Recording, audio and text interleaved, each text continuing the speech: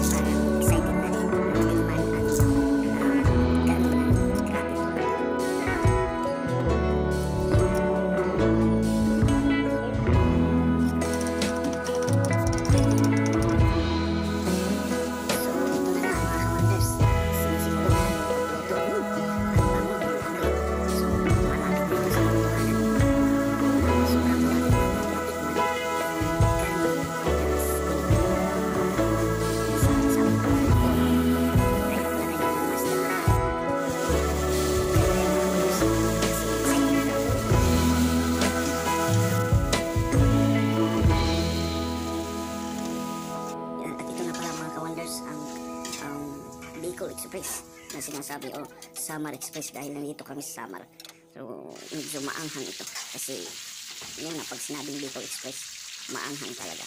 So natakam na ako. So nakikita nyo ba ang mga kulay na pula? Yun yung masarap, ang sili o siling na buyo.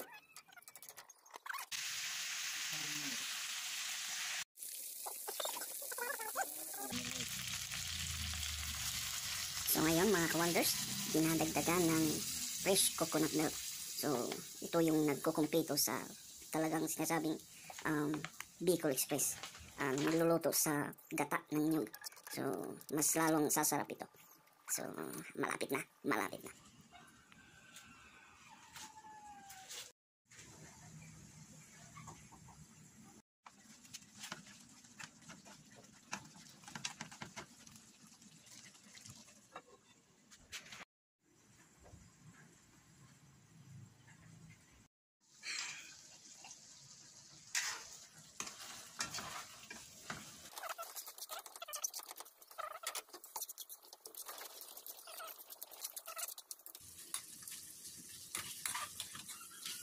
Muntik na na bacon. Samar Express.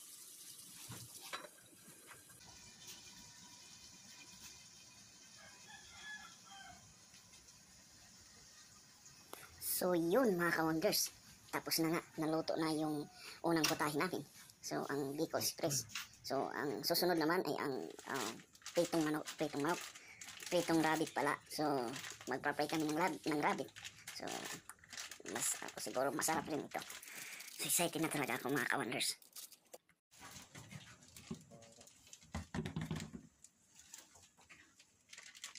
So okay lang rin po ba, Master Cook, na gayahin ang pagluluto mo sa pritong rabbit?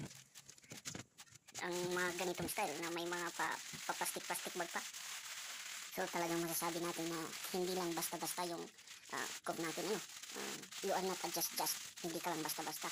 Talagang bihasang tagaluto yung master cook namin. Master nga eh. So dyan lang kayo mga ka-wonders. Excited na ko matikman ang niluto ng master namin.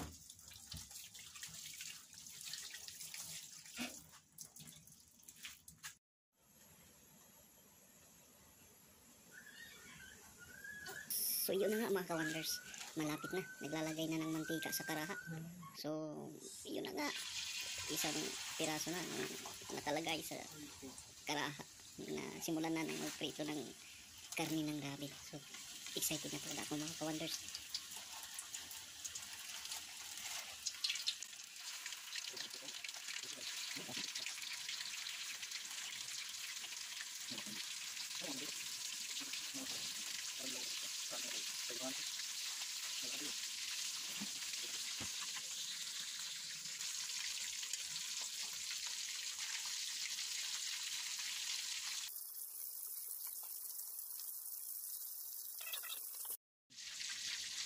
So yun nga mga ka-wonders, malapit na talaga. Iba na yung kulay brown na.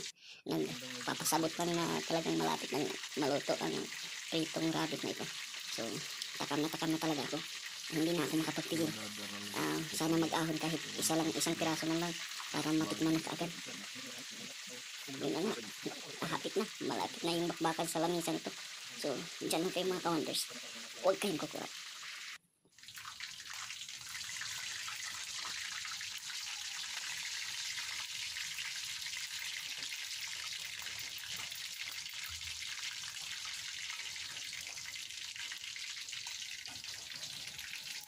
So yun na nga mga ka-wonders, talagang masarap.